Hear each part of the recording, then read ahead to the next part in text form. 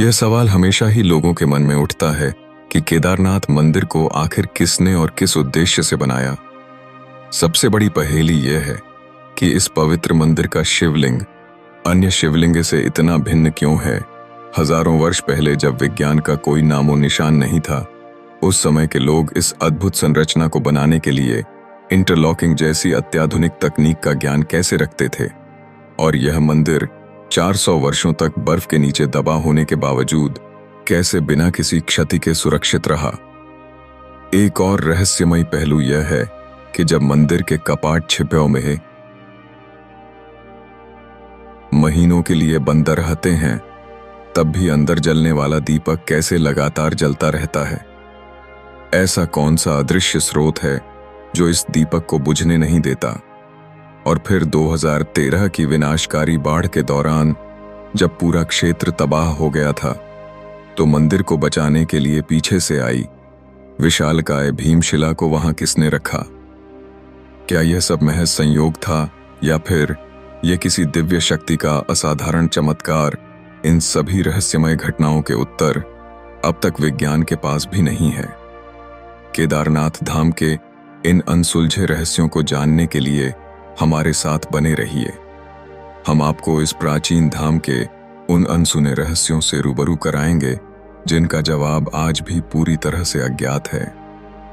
भारत के उत्तराखंड में स्थित केदारनाथ धाम केवल एक मंदिर भर नहीं है, जो हिमालय की बर्फीली ऊंचाइयों पर सदियों से अनगिनत भक्तों को अपनी ओर आकर्षित करता आया है। 12 ज्योतिर्लिंगों में से एक यह पवित्र स्थल हर पत्थर के साथ अनकही कहानियों को संजोए हुए हैं। यह कहानियां न केवल आस्था और श्रद्धा से जुड़ी हैं, बल्कि विज्ञान और चमत्कारों की रहस्यमयी कड़ियों को भी उजागर करती हैं। 16 जून 2013 की वह भयानक रात जब प्रकृति ने अपना प्रचंड तांडव दिखाया, तब केदारनाथ घाटी विनाश की चपेट में आ गई। चारों ओर बर्बादी का ऐसा मंजर था जिसे देख हर किसी का दिल दहल उठा। लेकिन इस तबाही के बीच कुछ ऐसा घटा जिसने मानवता की आस्था को और गहराई से मजबूत कर दिया। विनाश के इस भयंकर रूप के बीच एक दिव्य चमत्कार हुआ जिसने पूरी दुनिया का ध्यान अपनी ओर खींच लिया। आइए हम आपको उस भयावह रात की घटनाओं और इस मंदिर से जुड़े चमत्कारों के बारे में विस्तार से बताते हैं कि कुछ रहस्य ऐसे हैं जो विज्ञान की सीमाओं से भी परे हैं। जिस रात केदारनाथ मंदिर को बचाने वाला चमत्कार हुआ, उस रात प्रकृति ने अपने प्रचंड रूप का प्रदर्शन किया। मंदाकिनी नदी का उफान, भारी बारिश और चौराबारी ग्लेशियर के पिघलने से हालात बेहद खतरनाक हो गए। पानी, पत्थर और मलबे की एक विकराल लहर ने पूरे शहर को अपनी चपेट में ले लिया। जहां पहले पहाड़ों की शांति और सुंदरता थी, वहां अब विनाश और तबाही का नजारा था। होटल, घर, दुकानें, सब कुछ इस भयंकर आपदा में बह गया। करीब 6000 लोगों ने अपनी जान गंवा दी और लाखों लोग बेघर हो गए। चारों ओर सिर्फ चीख पुकार और बर्बादी का मंजर था। लेकिन इस आपदा का सबसे भयावह पहलू यह था कि इसका अगला निशाना केदारनाथ मंदिर था। पानी और मलबा तेजी से भगवान शिव के पवित्र धाम की ओर बढ़ रहा था। ऐसा लग रहा था मानो यह प्रलय इस प्राचीन मंदिर को नष्ट करने के लिए आई हो। इसी भयावहता के बीच एक ऐसी घटना घटी जिसने सबको हैरान कर दिया और भक्तों की आस्था को एक नया आधार दिया। जैसे ही बाढ़ का उफान केदारनाथ मंदिर की ओर बढ़ा, ऐसा प्रतीत हो रहा था मानो यह प्राचीन धाम इस विनाशकारी प्रलय की चपेट में आ जाएगा। एक विशाल शिला, जिसे अब भीमशिला के नाम से जाना जाता है, पानी के तेज बहाव के साथ बहती हुई मंदिर के पीछे आकर अचानक रुक गई। यह पत्थर लगभग 50 फीट की दूरी पर स्थिर हो गया और मंदिर को घेरने वाली बाढ़ को 2 हिस्सों में विभाजित कर दिया। उस क्षण ऐसा लगा मानो भगवान शिव ने स्वयं अपनी कृपा से इस पवित्र धाम को संरक्षित किया हो। बाढ़ का सारा पानी उस विशाल शिला से टकराकर मंदिर के दोनों ओर से बह गया और जहां आसपास के सभी ढांचे ध्वस्त हो गए, वहीं शिव का यह पवित्र धाम चमत्कारिक रूप से सुरक्षित खड़ा रहा।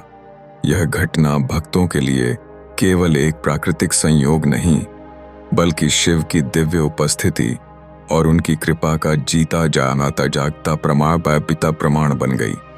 इस शिला को स्थानीय निवासियों ने भीमशिला नाम दिया। इसका नाम महाभारत के अद्वितीय योद्धा भीम के नाम पर रखा गया, क्योंकि यह शिला उनकी वीरता और शक्ति की प्रतीक मानी जाती है। पौराणिक कथाओं के अनुसार भीम को महाशक्ति का स्वामी कहा जाता है और उनके नाम से जुड़ी यह शिला अब केदारनाथ के दिव्य चमत्कार का प्रतीक बन चुकी है। वैज्ञानिक दृष्टिकोण से यह शिला पहाड़ से खिसक कर नीचे आई थी। इस शिला की विशालता का अंदाजा इसी बात से लगाया जा सकता है कि यह लगभग 20 से 25 फीट लंबी और 10 से 15 फीट चौड़ी है और इसका वजन करीब 1000 मीट्रिक टन का आंका गया है। अगर यह शिला मंदिर से टकराती तो निश्चित रूप से मंदिर पूरी तरह नष्ट हो जाता, लेकिन चमत्कार यह था कि यह शिला न केवल मंदिर को बचाने के लिए सही जगह पर आकर रुकी, बल्कि उसने वहां शरण लिए करीब 300 लोगों की जान भी बचा ली। क्या यह केवल संयोग था या शिव की कृपा का जीवंत प्रमाण? यह सवाल हर किसी के मन में उठता है। भीमशिला का यह रहस्य न केवल आस्था का विषय है, बल्कि विज्ञान के लिए भी एक पहेली बन गया है। इस चमत्कार की और कहानियों को जानने के लिए हमारे साथ जुड़े रहिए।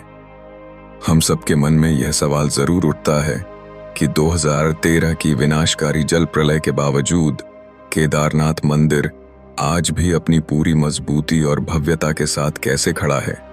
इस प्रश्न का उत्तर छुपा है प्राचीन भारतीय कारीगरों की अद्भुत इंटरलॉकिंग तकनीक में, जो विज्ञान और कला का एक असाधारण संगम थी। यह तकनीक इतनी अद्वितीय थी कि इसमें मंदिर के था प्रकृति का प्रचंड तांडव, विनाश, चमत्कार, भीमशिला, चमत्कार, सुरक्षित खड़ा, प्राचीन भारत, अद्भुत इंटरलॉकिंग तकनीक। विशाल पत्थरों को बिना किसी गाढ़े या सीमेंट के इस तरह तराशा और जोड़ा गया कि वे आपस में पूरी तरह फिट हो गए। हजारों साल पहले, जब आधुनिक विज्ञान और उपकरणों का कोई नामो निशान नहीं था, तब भारतीय कारीगरों ने इस तकनीक का उपयोग करते हुए केदारनाथ जैसे दिव्य धाम का निर्माण किया। इन पत्थरों को इतने सटीक तरीके से काटा और तराशा गया कि वे आपस में एकदम सटीक रूप से लॉक हो जाते थे। यही नहीं, इस तकनीक ने मंदिर को समय समय पर आने वाली प्राकृतिक आपदाओं जैसे कि भूकंप, भारी हिमपात और बाढ़ से बचाए रखा। 2013 की जल प्रलय, जिसने पूरे क्षेत्र को तबाह कर दिया, उसके बावजूद यह मंदिर किसी चमत्कार की तरह सुरक्षित खड़ा रहा। सबसे हैरान करने वाली बात यह है कि इस मंदिर की दीवारें आज भी वैसी ही खड़ी हैं जैसी सदियों पहले थी। यह इंटरलॉकिंग तकनीक ने पत्थरों को इतनी मजबूती और स्थिरता दी कि उन्हें कोई भी आपदा हिला नहीं सकी। वैज्ञानिक भी इस प्राचीन तकनीक को समझने और इसकी बारीकियों को जानने में असमर्थ है। यह न केवल भारतीय वास्तुकला और कारीगरी की श्रेष्ठता को दर्शाता है, बल्कि यह भी प्रमाणित करता है कि प्राचीन भारत में विज्ञान और कला का स्तर कितना उन्नत था। यही तकनीक केदारनाथ मंदिर को एक अमर धरोहर बनाती है, जो शिव भक्तों की आस्था का केंद्र और वास्तु कौशल का चमत्कारिक उदाहरण है। भारतीय वास्तुकला का यह चमत्कार वास्तव में हर किसी को सोचने पर मजबूर कर देता है कि आखिर किसने इतनी उन्नत और मजबूत तकनीक से केदारनाथ मंदिर का निर्माण किया। पौराणिक मान्यताओं के अनुसार यह अद्भुत मंदिर पांडवों ने भगवान शिव को प्रसन्न करने के लिए बनवाया था। माना जाता है कि महाभारत के युद्ध के बाद अपने पापों का प्रायश्चित करने के लिए पांडवों ने शिव की आराधना की थी।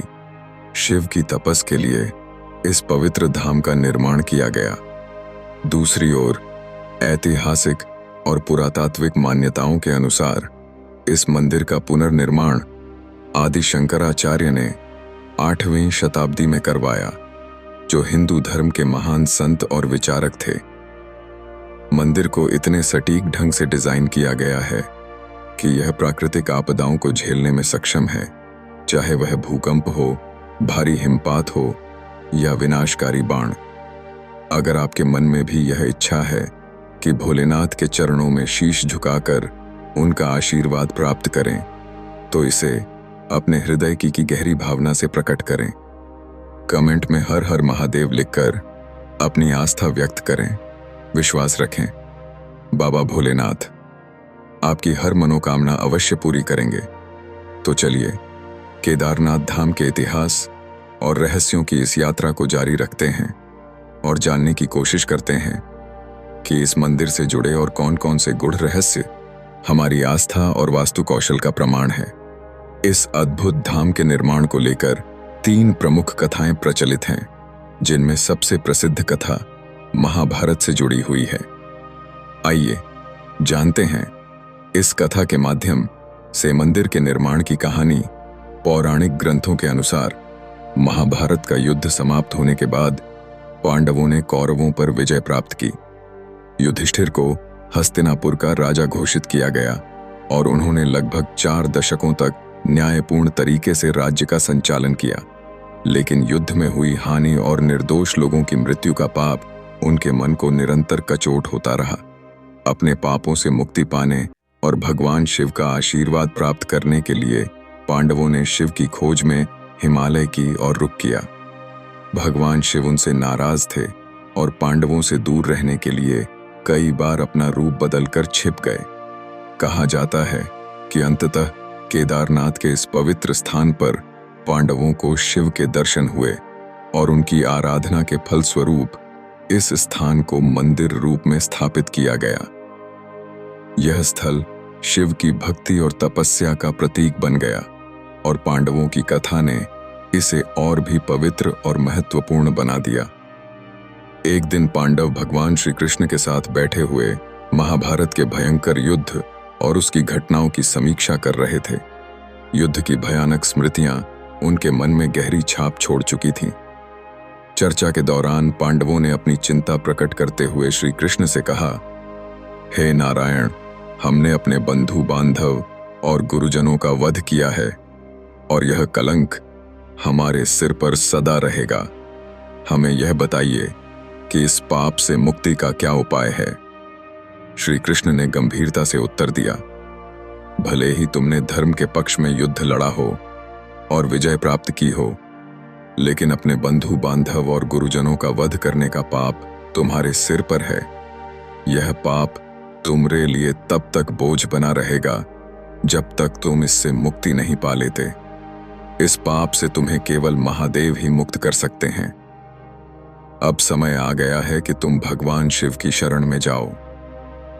श्री कृष्ण के इन वचनों ने पांडवों को मार्गदर्शन दिया, लेकिन उनका मन अब भी भारी था। कुछ समय बाद द्वारका से यह दुखद समाचार आया कि भगवान श्री कृष्ण ने अपना देह त्याग दिया है। इस खबर ने पांडवों को गहरे शोक और असमंजस में डाल दिया। उनके सदा के मार्गदर्शक और सहायक अब इस दुनिया में नहीं रहे थे। इस कठिन समय में पांडवों ने यह निर्णय लिया कि राज्य का उत्तरदायित्व परीक्षित को सौंप देंगे। उन्होंने हस्तिनापुर के सिंहासन का भार परीक्षित पर डालकर सांसारिक जीवन से मोह त्याग दिया। द्रौपदी सहित सभी पांडव अपने पापों से मुक्ति और आत्मिक शांति की खोज में भगवान शिव की आराधना के लिए हिमालय की ओर निकल पड़े। यह यात्रा सिर्फ पाप मुक्ति की नहीं, बल्कि आत्मा की गहराइयों में झांकने और भगवान शिव के अनंत रूप को समझने की थी। यह कदम पांडवों के लिए एक नई आध्यात्मिक शुरुआत का प्रतीक बन गया। आगे की इस यात्रा में उन्होंने वह पवित्र धाम पाया जो आज केदारनाथ के नाम से जाना जाता है। पांडवों ने अपने पापों से मुक्ति पाने और भगवान शिव का आशीर्वाद प्राप्त करने के लिए अपनी यात्रा शुरू की। सबसे पहले वे काशी पहुंचे, जो शिवजी का पवित्र है।